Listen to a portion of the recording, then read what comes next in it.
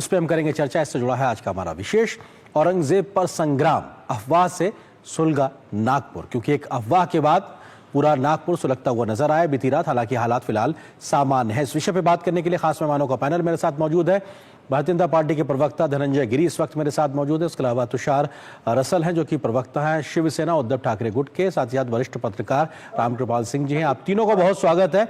शुरुआत धनंजय गिरी जी आपसे, क्योंकि बीजेपी की एनडीए की सरकार है, कहां गलती कहां कमी खामी रह गई जो इतनी बड़ी हिंसा हुई है?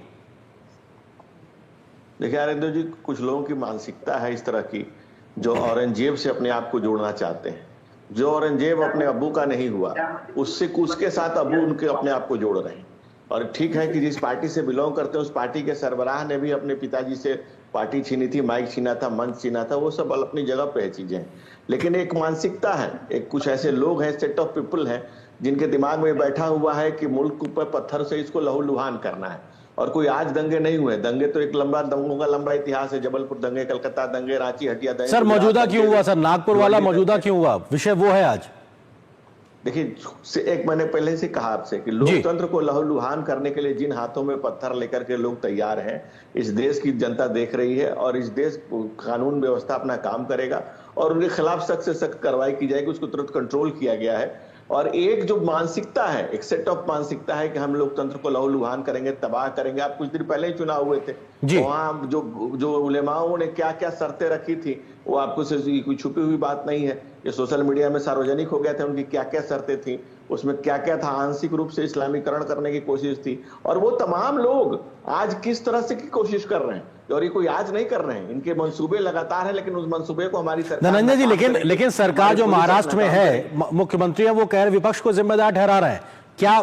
क्या सबूत है? वो आखिर क्या बात है?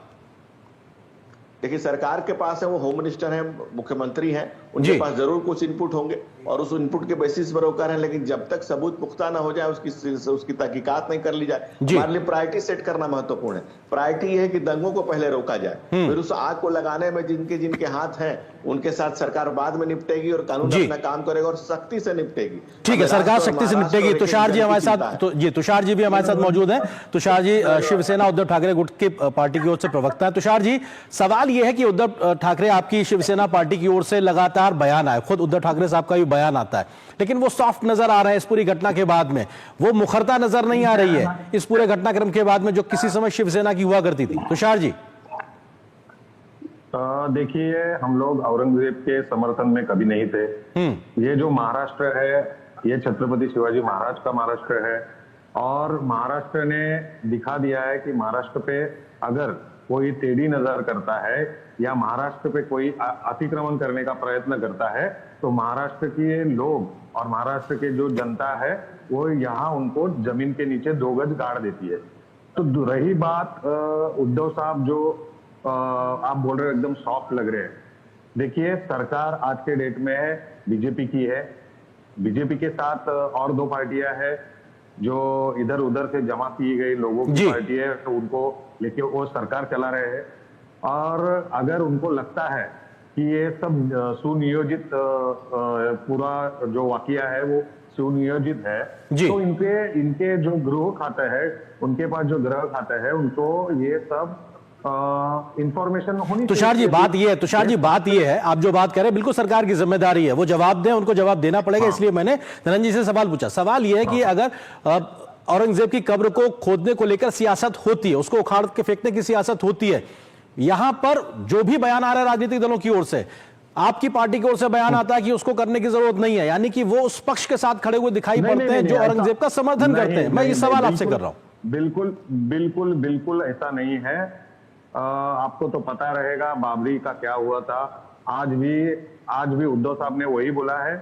देखो, केंद्र में सरकार इनकी है, केंद्र सरकार वो कब्र को बचाने की कोशिश करती है, और स्टेट में जो गवर्नमेंट है वो भी उनकी है। वो स्टेट के गवर्नमेंट के कई नेता उखाड़ने की बात करते हैं। इसलिए उनका ये जो बीजेपी का दोगलापन है, अगर आप देखना चाहोगे, कल ही आप मीटिंग बुलाओ, देखो एक दिन में अगर सर संजय राउत का जो बयान है सर, उस पे मैं पूछ रहा हूं आपसे। उन्होंने तो कहा एक तरीके से कोई जरूरत नहीं है।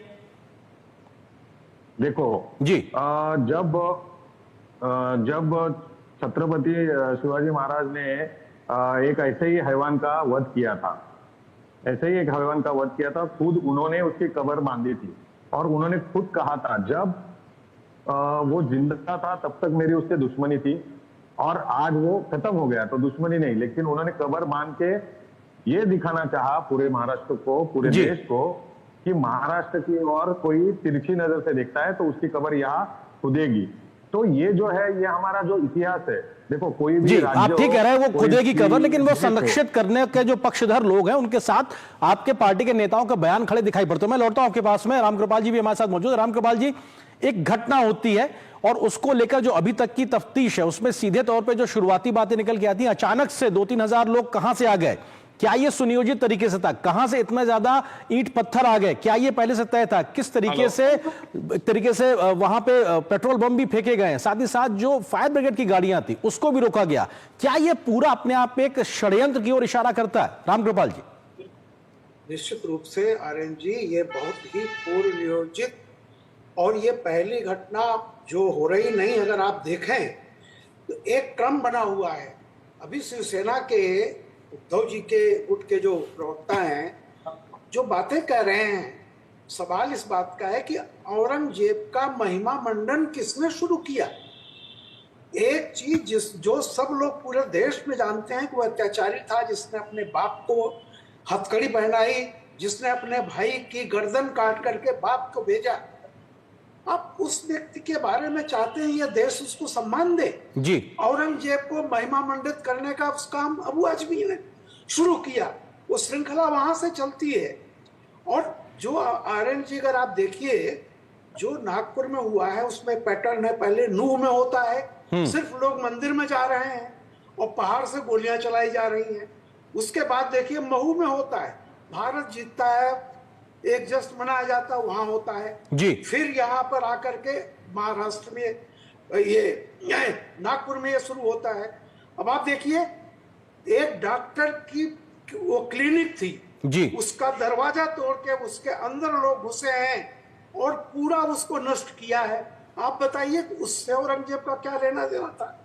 ये सारी की सारी बीएचपी का जब प्रदर्शन हुआ, जो भी हुआ उस समय, उसके कितने घंटे के बाद ये पूरी तरह से नियोजित हो रहा है और ये बहुत बड़ा इसमें एक क्रम बना हुआ है।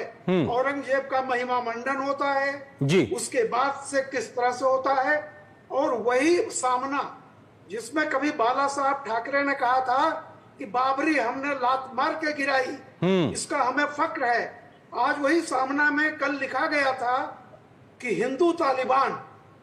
अब आप सोचिए कुल मिलाकर के वोट की इतनी घिनौनी राजनीति हो रही है जी वोट के लिए, और जिस तरह से अभी बॉम्बे म्युनिसिपल कॉर्पोरेशन के चुनाव होने हैं, ये पूरा पोलराइजेशन जिस तरह से चीजें हो रही हैं, और पूरी एक वोट बैंक की एक राजनीति की ओर जाते हुए अपने अपने प्रयास दिखाई पड़ रहे हैं जी। आर्यन जी आखिरी लाइन को जी जी आपकी बात का पूरी तरह से आपकी बात का तुषार जी मैं आ रहा हूँ आपके पास, तुषार जी आ रहा हूँ, रामकृपाल जी खत्म कीजिए अपनी बात जी। माफ कीजिएगा, माचिस की एक तीली फेंक देना बड़ा आसान होता है और कहना था, और ये कहना बड़ा होता है कि सरकार किस लिए बैठी है, बचाए जी। पहले से उपाय क्यों नहीं किए थे आग बुझाने का? देखिए आग लगाना और आग बुझाना ये बड़ा आसान होता है। कल आपकी भी सरकार होगी, हमेशा के लिए कोई बीजेपी नहीं है ना कोई रहता है, हर चीज सरकार पे डाल देना। अरे पहले आप ये बताइए कि जो आज इशू है औरंगजेब को क्यों महिमा मंडित किया जा रहा है, उस विषय पे कहां पे खड़े हुए, ये बड़ा अपने आप में सबसे बड़ा सवाल यही है। धनंजय गिरी जी धनंजय गिरी जी, सवाल यह है कि तमाम विपक्षी दल ये कह रहे हैं कि साहब सरकार जो आपकी मौजूदा महाराष्ट्र में सरकार है वही इसके पीछे जिम्मेदार। वो कह रहे हैं कि साहब आपकी डबल इंजन की सरकार है, नागपुर में आरएसएस का मुख्यालय है, वो कह रहे हैं कि वहां से जो सांसद हैं वो आपके हैं, विधायक हैं वो आपके हैं, सब कुछ जब आपका है तो उसके बाद कैसे विपक्ष कुछ कर सकता है? वो आपको जिम्मेदार ठहरा रहे हैं। धनंजय जी। अरेंदु जी देखिए क्या है, कुल्हाड़ी में लकड़ी का हिस्सा न होता तो जंगल के कटने का किस्सा न होता। ये आज शिवसेना की जिस तरह से बात करें, खैर शिवसेना इनके पास बची भी नहीं है, शिवसेना आज हमारे साथ है। बाला साहब के विचारों से ये अलग हुए और हिंदू हृदय सम्राट कहे जाने वाले बाला साहब के विचारों से अलग हुए तो इनके क्या से क्या हो गए देखते देखते। अब बूढ़ा वंश कबीर का जो जन्मा पूत कमाल, जैसा भाई साहब ने कहा, जिस सामना में क्या निकलता था और क्या निकल रहा है, इस वोट के चक्कर में, सेकुलरिज्म के चक्कर में क्या से क्या हो गए, कहां से कहां पहुंच गए। और जो लोग इस अपीजमेंट की पॉलिटिक्स में लगे हुए हैं, जो तुष्टीकरण का ये गद्दा खेल रहे हैं, ये खेल पहले भी खेला गया है। 23% को 32% जमीन दी गई, धर्म के आधार पर देश को बांटा गया। और वो लोग सेट ऑफ पीपुल जिन्होंने बॉम्बे में दंगा कराया, सहारनपुर में दंगा कराया, मेरठ दंगे, मलयानी दंगे, एक दंगे की एक मानसिकता है जो गदीर के मैदान से जिस तलवार ने चलना शुरू किया और वो बिना हाथ और पैर दोनों से चलते हुए जो कत्ल गारत का ऐसे मंजर पूरी दुनिया में पेश किया है, उससे किसी से छुपा हुआ नहीं है और उस पर कोई लेप लगाने की भी जरूरत नहीं है। लेकिन जो लोग क्षुद्र राजनीतिक स्वार्थों की बलिवेदी पर इस राष्ट्र को और महाराष्ट्र को रख रहे हैं, इस देश की महान जनता वो सब देख रही है और हिसाब तो पहले भी हो चुका है और आगे रहा सा कसर भी पूरा हो जाएगा। कहते हैं ना कि बूढ़ा वंश कबीर का जो जन्मा पूत कमाल, वही हाल हुआ है बाला साहब के महान विरासत को कि इन ऐसे लोग, कैसे लोग और कहां से कहां लेकर जाने वाले लोग और कितने घिनौनी बातें करने वाले, कितने निचले स्तर और छिछले स्तर की बातें करने वाले लोगों के हाथ में आज उनका राजनीतिक दल है। न उनके पास दल बचा है, न जनता का बल बचा है, न सबल बचा है। विचारों के लिए कभी सबलता भी नहीं रही है। जी ठीक है, विचार को लेकर तुषार जी सवाल यह है कि जो विचारधारा से लेकर शिवसेना ने एक पूरा रास्ता तय किया था यहां तक का, और आज के समय में उद्धव ठाकरे जिस प्रकार का बयान देते हैं, संजय राउत जो बयान देते हैं, सीधे तौर पर एक यू टर्न दिखाई पड़ता है आप लोगों के स्टैंड को लेकर। सवाल इसलिए आपसे पूछा जा रहा है तुषार जी। देखो कैसा है कि बीजेपी से हमें सीखना नहीं है हिंदुत्व क्या है। इनका जो हिंदुत्व है ना, हर अलग स्टेट में, हर अलग जगह पे जाएंगे तो बदलते रहता है। एक ही शेर था पूरे महाराष्ट्र में जिसने बोला था कि पहले मंदिर फिर सरकार, वो हमारे उद्धव बाला साहब ठाकरे थे। दूसरी चीज अगर आप देखने चाहोगे कि 2014 के बाद सिर्फ धर्म को लेके राजनीति करने वाला पार्टी कौन है, तो आप ये सबको पता है। इनके पास विकास के मुद्दे को लेके कुछ बात करने को नहीं है। दूसरा जो बेरोजगारी है, महंगाई है, इसके बारे में बात करने को कुछ नहीं है। बाद में महाराष्ट्र की जो हालत आज उन्होंने बना के रखी है, महाराष्ट्र सर आज नागपुर में हुई हिंसा को लेकर और औरंगजेब के मसले को लेकर मैं सवाल कर रहा हूं, और ये जो आप विकास की बात कर रहे हैं, रोजगार की, हम लोग कई बार चर्चा की है, आपके पार्टी से नुमाइंदे भी लोग रहे हैं। आज हम विषय इस पे बात कर रहे हैं, मैं इसी से आपका जवाब जानना चाह रहा हूं तुषार जी। इनके पार्टी के जो विधायक है, इनके पार्टी के जो नेता लोग हैं, वही लोगों को भड़काने का पहला काम करते हैं। आपने देखा रहेगा कि कोरट कर पकड़ो या सोलापुर कर पकड़ो, इसके पहले कोश्यारी जी ने, जब भी महाराष्ट्र के जो महापुरुष है उनके ऊपर जब उन्होंने गंदी बातें कही तभी ये चुप थे।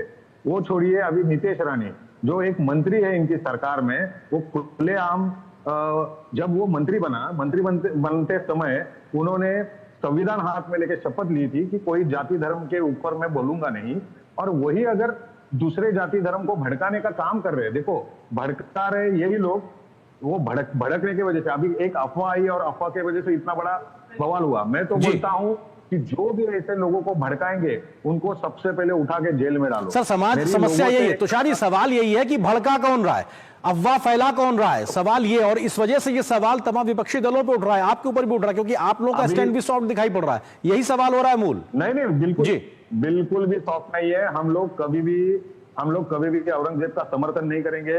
औरंगजेब का जो ये है खबर है इधर चाहिए, ऐसा हमको कुछ नहीं है। आपका सरकार है, आप कल के कल ऑर्डर करो, कल के कल निकाल दो, हमें उससे कुछ नहीं। उद्धव साहब ने भी वही बोला है और हम भी वही बोलेंगे। सर उद्धव साहब की वो मुखरता नहीं दिखी, इसीलिए मैं आपसे ये सवाल लगातार बार बार कर रहा हूं। और संजय राउत का बयान वो आता है, कहते हैं साहब जरूरत ही नहीं उसको उखाड़ फेंकने को लेकर, जिसको लेकर लगातार विरोध महाराष्ट्र में लगातार हो रहा है। रामकृपाल जी सवाल ये है कि आखिर औरंगजेब और शिवाजी के मामले पर महाराष्ट्र एक सीधी लाइन लेता है, लेकिन पॉलिटिक्स के चलते तमाम वो दल आज अपना यू टर्न दिखा रहे हैं, तो क्या ये एक बदली हुई राजनीति का सीधा संकेत है? मुझे थोड़ा कहना है तुषार जी, मैं आता हूं आपके पास जी। महाराष्ट्र का चुनाव नतीजा आने के बाद ये कौन सी बात थी कि अचानक औरंगजेब को महिमा मंडित किया जाने लगा? ये सोची समझी चाल है।